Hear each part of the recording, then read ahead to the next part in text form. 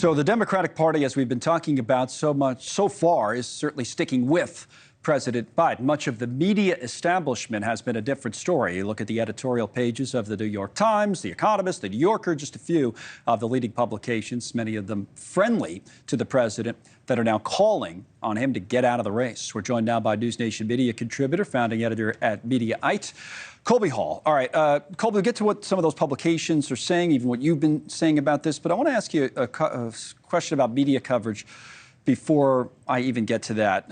Molly Ball was on talking about the Wall Street Journal, had the critical coverage and how that was received. What would you say, though, overall about the media and whether enough pushing was done, whether enough reporting was done about the president's age and his cognitive state before last week's debate? To quote Michael Jackson, I think a lot of media people are looking at the man in the mirror or the woman in the mirror. There's lots of recriminations, and I think a lot of people feel like they got duped.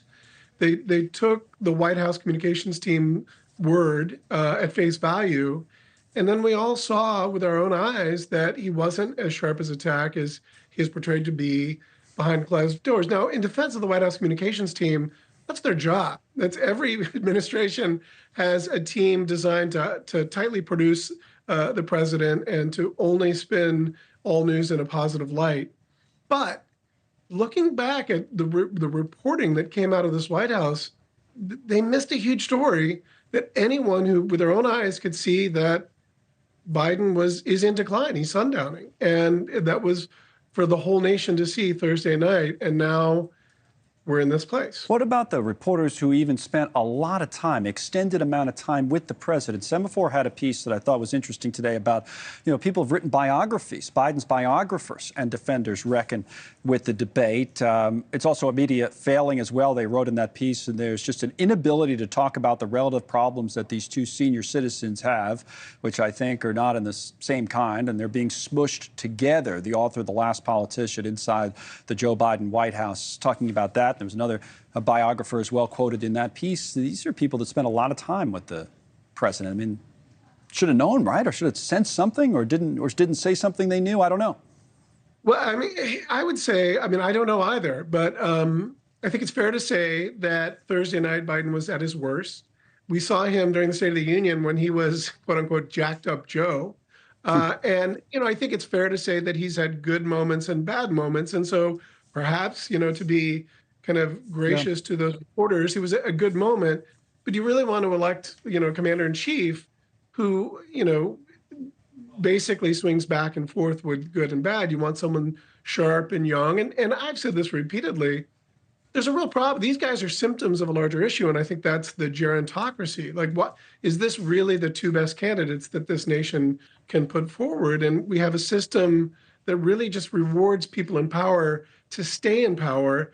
And that's a problem across the political spectrum. That's what's making many liberals, I was going to say Democrats, but not necessarily Democrats, because many of them, the professional ones at least, are not saying anything right now. It's tough to even book them on shows. We've tried, get a few, but not many. But they don't want to talk as much as just, people that support the president. They say, well, Donald Trump's beatable, and you're not giving us an option. And you wrote about it right away. We could put up your piece last week right after the debate. It was one of the first I saw saying Biden should drop out. There it is from Colby Hall. But, again,